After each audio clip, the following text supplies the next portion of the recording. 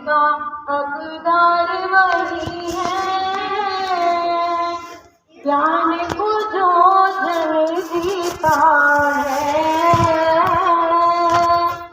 कहीं हरि देव विष को तज कर नाम सामृत पीता है। कहीं हरि देव विष को तज कर नाम सामृत पीता है।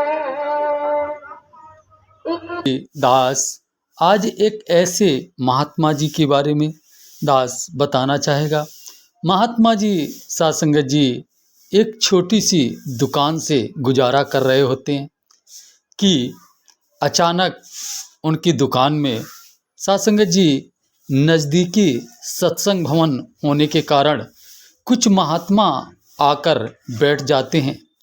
फिर उन महात्माओं ने उन दुकानदार महात्मा को साध संगत जी शंकर प्रभु परमात्मा की असीम गहराइयों में ले जाकर उन्हें साध संगत जी इस परमात्मा का बोध कराने का प्रयास करते हुए इस निरंकार के बारे में जब जानकारी दी तो साध संगत जी महात्मा बहुत पहले इधर उधर की बातें करते रहे और उन महात्माओं की एक भी मानने को तैयार नहीं हो रहे थे।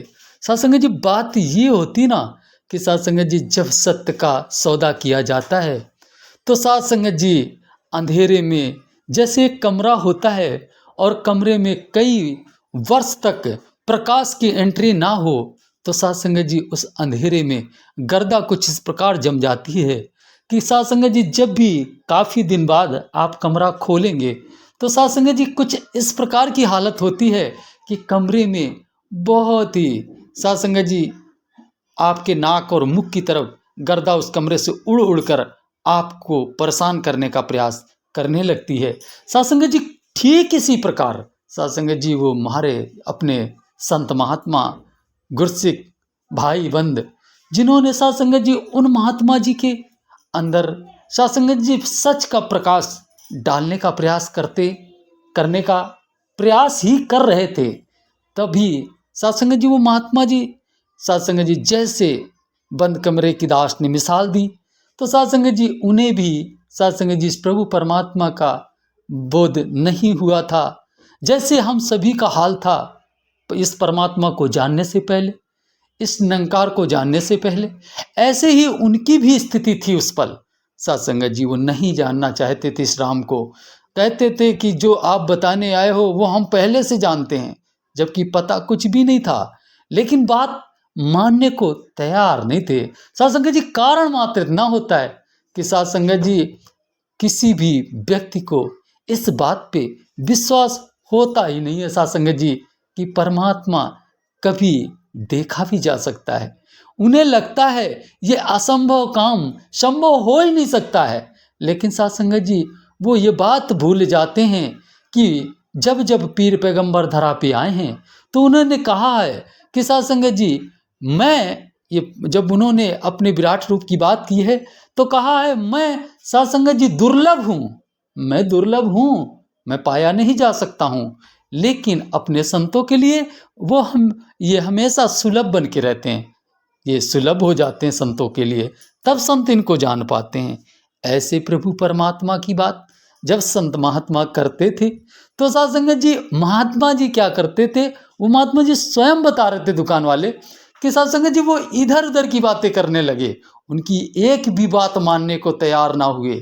साध संगत जी इसके बाद वो दुकान से अपने घर जाते हैं, घर में भी अपने परिवार वालों से बात करते हैं कि वो फलाने निरंकारी महात्मा आए थे हमारे पास और हमसे परमात्मा की बातें कर रहे थे।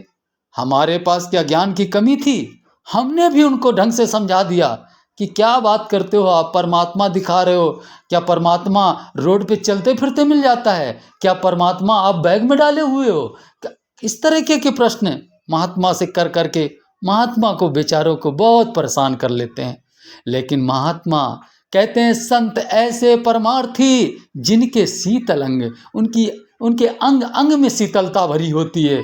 उन्हें कहाँ परवाह होती है इन सभी बातों की, क्योंकि उन्हें विश्वास होता है अपने सद्गुरु पे कि जब हमें ब्रह्म ज्ञान दिया गया था तो हमने भी तो इस तरह की बातें की थी, तो हम क्यों बुरा माने जब आज सामने वाला हमसे इस तरह की बातें कर रहा है। जब हमें किसी भाई ने हमें समझाया और हम समझ गए और इस प्रभु से अपन प्रेम कर बैठे, तो आज अगर हमारा कोई भाई हमारी बात नहीं समझ रहा है, हमसे अकड़ रहा है, हमारी बात मानने को तैयार नहीं है, तो हम अपने भाई से क्यों नाराज हो जाएं। ऐसा कहते हुए महात्मा अपना प्रयास बंद नहीं करते हैं। साध संगत जी वो लगे ही रहते हैं, फिर आते हैं, फिर कहते हैं, फिर आते हैं, फिर कहते हैं, वो फिर अपनी बात मनवाते हैं, वो फिर मान के चुपचाप चले जाते हैं। धीरे धीरे 2 4 5 बार मुलाकात हुई। फिर महात्मा जी ने कहा कि मेरे मालिक आप मत मानो मेरी बात, एक काम कर सकते हो। कहने लगे क्या?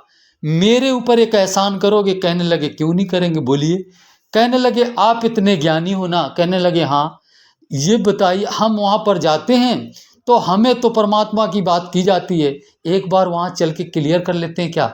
तो वो जो दुकान वाले महात्मा जी थे, उनकी बात कुछ समझ में आती है कि चलो एक बार की बात है, इतना कई बार आए हमारे पास, एक बार चलने में क्या हर्ज है। और साध संगत जी पहुँच जाते हैं सदगुरु के पास। अब खेल शुरू हुआ साध संगत जी, करीब आ गए सदगुरु के। अब तो गुरु की रहमत होनी थी। साध संगत जी सत्संग में बैठे महात्मा, सुनते रहे बातें। सबने कहा कि यहाँ रब दिखाया जाता है।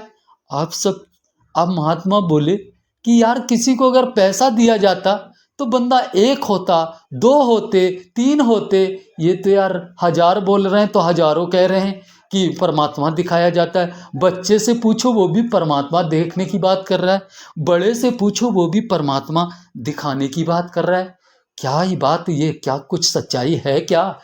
तो साध संगत जी उनकी बात सत्संग भर में समझ में आ जाती है कि हमें लग रहा है यहाँ कोई तो हकीकत है जो इतने लोग इस तरीके की बातें किए जा रहे हैं। साध संगत जी फिर क्या होता है, सत्संग तो समाप्त हो जाती है। महात्मा जी को अंदर से न जाने कौन कह रहा था कि चलो ज्ञान कक्ष में बैठ जाओ, ज्ञान कक्ष में बैठ जाओ। साध संगत जी महात्मा जी बता रहे थे कि फिर दास ज्ञान कक्ष में जाता है, बैठ जाता है। साध संगत जी थोड़ी देर बैठने के बाद जैसे ही इस प्रभु परमात्मा का भेद खोला गया, साध संगत जी इस परमात्मा को अंग संग दिखाया गया। साध संगत जी दास तो हक्का बक्का सा रह गया कि यार ये तो यही था, इसके अंदर हम बैठे थे, इसके अंदर हम चलते थे, इसके अंदर खाते पीते थे, इसके अंदर हमारा डेरा था, फिर ये हमें दरस क्यों नहीं आया। ऐसा कह कह कर महात्मा अपने आप में सोचे जा रहे थे। धीरे धीरे साध संगत जी इस रब को जानने के बाद इस निरंकार से उन्हें प्रेम होता है, प्यार होना शुरू हो जाता है। साध संगत जी फिर तो आलम वही होता है जो एक गुरसिक और भगवान का होता है। कभी देख के मुस्कुराना, कभी देख के कुछ मांगना, और कभी बिन मांगे ही खुश हो जाना, और कभी देखते देखते ही देखते रह जाना।